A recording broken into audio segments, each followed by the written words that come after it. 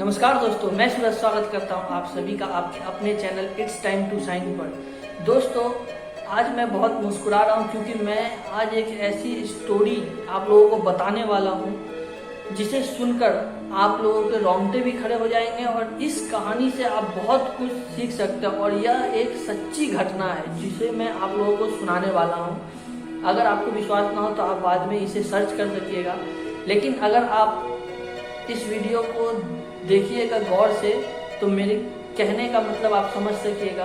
तो चलिए वीडियो को शुरू करते हैं। सबसे पहले अगर आप हमारे चैनल पर नए हो तो प्लीज़ हमारे चैनल को सब्सक्राइब कर दो, बेल की घंटी जरूर बजा देना ताकि आपको हमारी वीडियो सबसे पहले मिल सके। और अगर वीडियो अच्छी लगे तो एक लाइक, शेयर और कमेंट करके ज़रूर बताना कि वीडियो कैसी लगी और आपको इस तरह की वीडियो देखनी है वो भी आप बताना। मैं वैसी वीडियो बनाने की कोशिश करूँगा, आप लोगों को और भी प्रेरणा दूंगा। तो चलिए आइए हम लोग वीडियो को शुरुआत करते हैं। ये जो घटना मैं आपको बताने वाली हूँ ये वृंदावन वाले जज की घटना है। क्या आप लोगों ने वृंदावन वाले जज के बारे में सुना है कि उनके साथ क्या घटना हुई थी? अगर जिस किसी ने भी सुना है तो बहुत अच्छी बात है। अगर किसी ने नहीं सुना तो मैं ये वीडियो आप लोगों को बताने वाला हूँ, ध्यान से सुनिएगा। एक गरीब दुखिया रहता है, वो एक सेठ जी के पास नौकरी करता है और मुसीबत आने पर उन सेठ जी से कुछ पैसे कर्ज मांगते हैं और सेठ जी उसे कर्ज के लिए पैसे दिए भी रहते हैं। फिर वो कैसे करके वो उस कर्ज को मिटा देता है, लेकिन सेठ जी जो होते हैं वो बेईमान होते हैं और वो कोर्ट में केस कर देते हैं कि इसने मेरा कर्ज का पैसा नहीं लौटाया। तो जब कोर्ट में उसकी पेशी होती है तो जज साहब उससे पूछते हैं कि बताओ कि तुमने जब इन्हें पैसा दिया तो उस वक्त कोई था? तो वो बोलता है कि हाँ था। तो जज साहब पूछते कौन था? तो बोलता है 3 लोग थे, सेठ जी, मैं और रघुनाथ जी। तो जजेस को लगा कि रघुनाथ जी मतलब कोई होगा। तो जजेस ने वहाँ पे आदेश दिया, जजेस ने एक पत्र दिया और कहा कि जाओ जाकर अगली तारीख में रघुनाथ जी को बुलाया जाए, कोर्ट में पेशी होगी उनकी। और जो जज के यहाँ पे काम करते हैं वो उस गरीब के गांव में चले जाते हैं और जाकर पता लगाते हैं कि कौन है रघुनाथ जी। तो रघुनाथ जी हो तब ना इनको मिले, रघुनाथ जी तो है ही नहीं। तो उसे पता चलता है कि वो जो गरीब है वो कहाँ रहता है। तो वो एक मंदिर, रघुनाथ जी का मंदिर है, वहीं पे वो रात को सोता है, दिन भर सोता है, खाना पीना वहीं पे करता है। तो वो उस मंदिर के पास जाता है, उसे पुजारी मिलता है। पुजारी से बोलते हैं कि रघुनाथ जी यहीं रहते हैं? तो पुजारी जी बोलते हैं हाँ यहीं रहते हैं, रघुनाथ जी अंदर रहते हैं। तो बोला कि ये पत्र लीजिए और उनको पेशी है, अगले महीने उनको कोर्ट में आना पड़ेगा। जज साहब ने बुलाया है उन्हें। पंडित जी उस पत्र को ले लेते हैं और मंदिर में चले जाते हैं। मंदिर में जाकर भगवान से हाथ जोड़कर कहते हैं कि भगवान, मैंने बहुत ही इंसान को यहाँ पर आते हुए देखा, आपके पास कोई आपके लिए प्रसाद लेकर आता है, कोई फूल लेकर आता है, कोई मन्नत मांगता है, लेकिन पहले बार किसी को देखा है कि कोई आपको कोर्ट में बुलाया है पत्र लेके। और वो पंडित जी भगवान से हाथ जोड़कर विनती करता है कि भगवान, वो जो गरीब है उसको सिर्फ आप पर ही भरोसा है, तो आप उसके भरोसे को टूटने मत देना भगवान।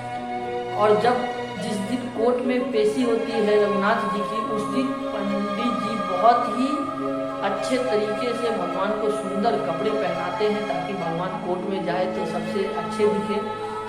लेकिन हमारे भगवान वो एकदम फटे हुए कपड़े, बूढ़े हालात में एक बूढ़ा आदमी का रूप लेकर कोर्ट में चले जाते हैं और हाथ उठाकर कहते हैं कि मैं ही रघुनाथ हूँ। और जाकर वहाँ पर वो उन्होंने ऐसा सबूत दिया, ऐसा गवाह कि एक ही तारीख में वो केस क्लियर हो जाता है। सब की मती, कोई कुछ बोल नहीं पाता कि ये कैसा आदमी था कि एक बार में ही फैसला हो गया। उसके बाद जज जो रहते हैं उनका दिमाग उतना काम नहीं करता रहता है, तो वो उस गांव में जाते हैं और गांव में जाकर उस गरीब को बुलाते हैं और बोलते हैं कि ये रघुनाथ जी जो है वो कहाँ रहते हैं? तो वो बोलता है कि मंदिर में रहते हैं। तो उनको लगता है कि मंदिर बनाया होगा वो, तो बोले कि वो मंदिर बनाए हैं हैं तो उनका तो वेशभूषा उतना अच्छा नहीं था, काफ़ी गरीब दिख रहे थे। तो बोले वो मंदिर बनाने वाले रघुनाथ जी नहीं है, वो मंदिर में रहने वाले रघुनाथ जी हैं। जज साहब का भाई साहब दिमाग काम नहीं करता। वो जज साहब समझ जाते हैं कि इसके पास भगवान ही आया था, और वो फिर भी एक बार तसल्ली करने के लिए उस मंदिर में जाते हैं और उस पंडित के पास जाकर देखते हैं कि वहाँ पे सच में मंदिर है और रघुनाथ जी है। उसके बाद वो अपने उस सिपाही को बुलाते हैं जिसे उन्होंने वो पत्र दिया था कि जाकर रघुनाथ जी को दे जाए, और जैसे ही उस सिपाही को बोलते हैं कि बताओ तुमने वो पत्र किसे दिया था, तो वो सिपाही हाथ जोड़कर बोलता है कि भगवान मुझे कोई नहीं मिला यहाँ पर, और मैंने लास्ट में उस मंदिर में पुजारी जी को दे दिया और कहा कि ये रघुनाथ जी को दे देना। तो बोला कि वो जो पुजारी था वही रघुनाथ जी था क्या? बोला नहीं, वो तो पुजारी अलग था, रघुनाथ अलग थे। तो भाई साहब आप लोगों को मैं बता दूं कि उस समय उस जज के पैरों तले जमीन खसक गई और वह जज चुपचाप अपने घर गया और घर पर जाकर रोने लगा, बहुत रोने लगा, बहुत रोने लगा। उनकी पत्नी थी, उन्होंने उनसे पूछा कि आप क्यों रो रहे हो? तो उन्होंने कहा, पूरी बात बताई कि ऐसा ऐसा हुआ हमारे साथ। तो उनकी पत्नी ने कहा इसमें रोने वाली क्या बात है, आपको तो खुश होना चाहिए कि कैसे भी हो, लेकिन आपको तो भगवान का दर्शन तो हो गया, आप खुशी मनाओ। बोला मुझे इस बात की गम नहीं है कि मुझे भगवान का दर्शन हुआ और वो चले गए यहाँ से, मुझे इस बात का गम है कि जिसने पृथ्वी बनाई, जिसने संसार बनाई, दुनिया बनाई, उसके दरबार में हर लोग खड़े रहते हैं और मैं अपने अदालत में उनको खड़ा रखा।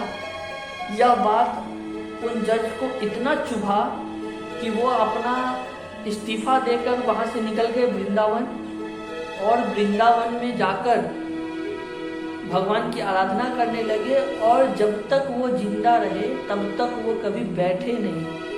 उनके मन में सिर्फ यही था कि जब तक मैं अब जीवित रहूँगा तब तक मैं खड़ा ही रहूँगा। मैंने उस इंसान को खड़ा किया, उस भगवान को खड़ा किया जिसकी अदालत में दुनिया खड़ा रहती है। तो जब तक मैं जीवित रहूँगा तब तक मैं खड़ा ही रहूँगा। सच में जब तक वो जीवित थे कभी बैठे नहीं, वो खड़े ही रहे। आशा करता हूँ यह वीडियो आप लोगों को कुछ प्रेरणा देगी, और अगर देगी तो मेरा वीडियो बनाने का मकसद सफल हो जाएगा। ऐसे ही और भी वीडियो मैं आप लोगों के लिए लाते रहूँगा। बस आप लोगों का प्यार, ऐसे ही सपोर्ट चाहिए। आप ऐसे ही स्वच्छ रहे। जय हिंद।